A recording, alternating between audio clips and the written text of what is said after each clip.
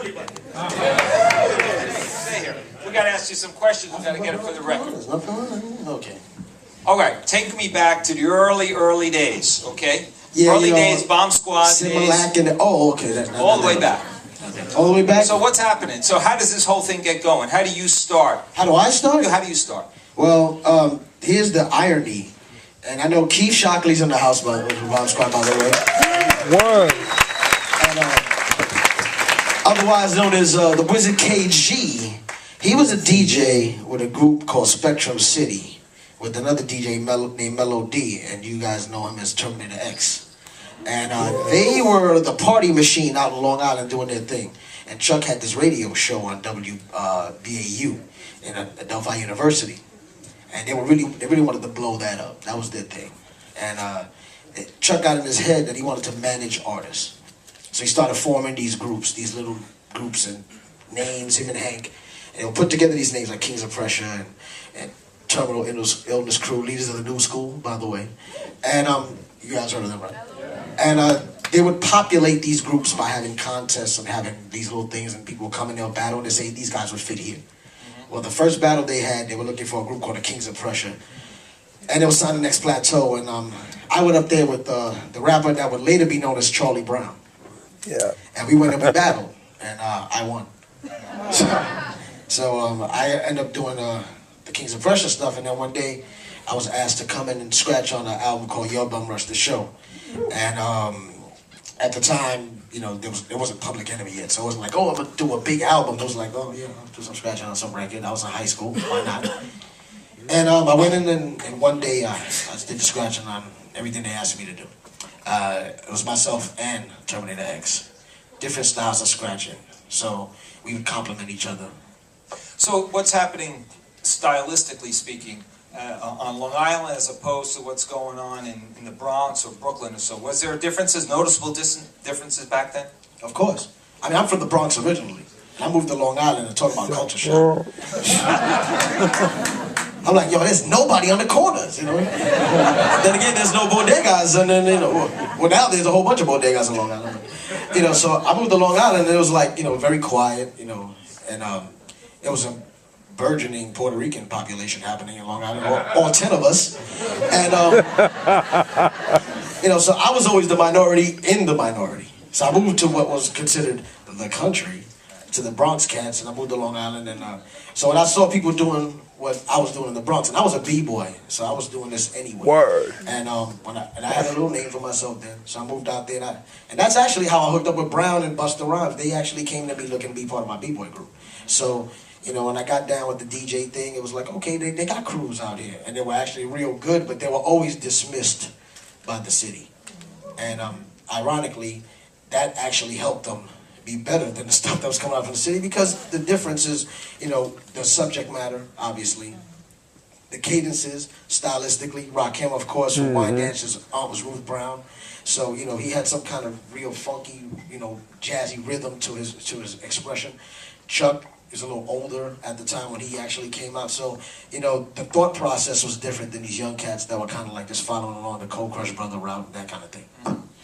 So today, when we kind of bring it up to contemporary times, how has your style evolved? I mean, you know, you're talking, what, 30 some odd years or so. It's a lot of time to be working on that instrument. How has your style evolved? Well, ironically, again, this is not my main instrument. I'm a percussionist. I play drums. I play keys. I'm a little bit. You know, I'm teaching myself bass. You know, I've expanded my vocabulary musically, but at the same time, I've always scratched like a percussionist. You heard it. You can hear it. You know, so initially when hip hop started, there was no reference. So who did you try to sound like? If you were an MC, you didn't sound like another MC. There was no other MCs. He was a DJ. Who do you sound like? There was really no other DJs. So you had to sound like something. So you sounded like Miles Davis, or you sounded like, you know, Jack DeJohnette or Steve Gadd or somebody. You sounded like somebody, you know, that wasn't hip hop. Right. Last question. You mentioned that you're a drummer and a percussionist. Okay. So, and we hear that in your scratching for sure. Are there other artists today, artists that turntablists that we should be thinking about that follows in your style now? Well, there's a lot actually. The '90s, it was a huge explosion in turntablism. Qbert, of course, brought about some ridiculous, rudiments in scratching. With the a lot of the scratches that he does are, emulations of musicians. DJ Radar in Arizona, I think he's a music major. He teaches at in Arizona State or something like that. Is that right? He conducts symphonies. He actually notates his scratches. So, there's a lot of DJs that actually Berklee College of Music has a turntablist course. Is that right? And everybody that's there at Berklee, all the turntablists at Berklee, that's not their main instrument. Obviously, they have to have a main instrument to be there. So turntablism is like a minor to them. But obviously, they learn it from a very academic point of view. Right. You were saying backstage that you're teaching at Cornell? I will be teaching. Yes, I'll be teaching at Cornell 5-week courses, and hopefully on the dynamics. Thank you. The dynamics of turntablism from an engineering point of view. I'm an electrical engineer. So I'm going to be using mechanical engineering formulas to help explain the turntable movements, and not just there's a. By the way, Africa Bambaataa has a 2-year professorship there, and he's teaching a course on the history of hip hop. But that's too static, And when it comes to academics, if you don't adhere yourself to a core subject, like mathematics or engineering or science, then you end up being cut anyway. Yeah. It's kind of interesting. 25 years ago, it was really progressive for a college campus to have a history of rock and roll course. Now, not only do we have hip hop, but now we have it in the Ivy League. I mean, the Ivy League is embracing hip hop, and it seems like in a pretty big way.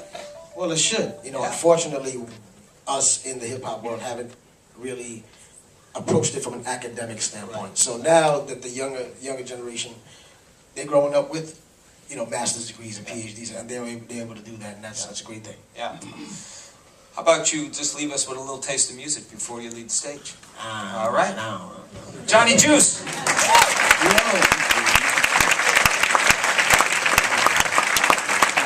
Just in case you guys don't know, that little spot next door got dope sandwiches. I had a salmon. What was it? It was good.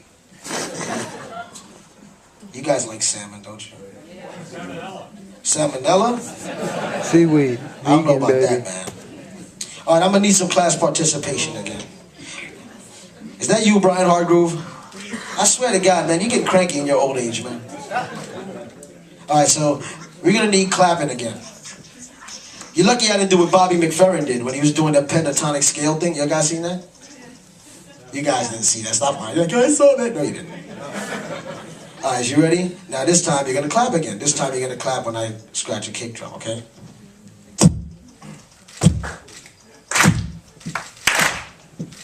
That's good. That's good. Keep going. Oh man, these guys are getting better all the time.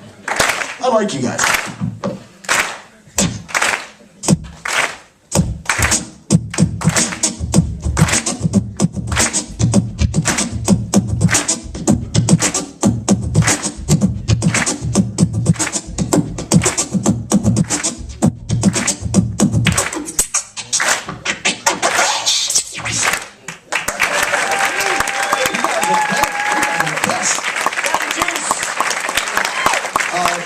My new movie. No, there's no movie. I'm only kidding.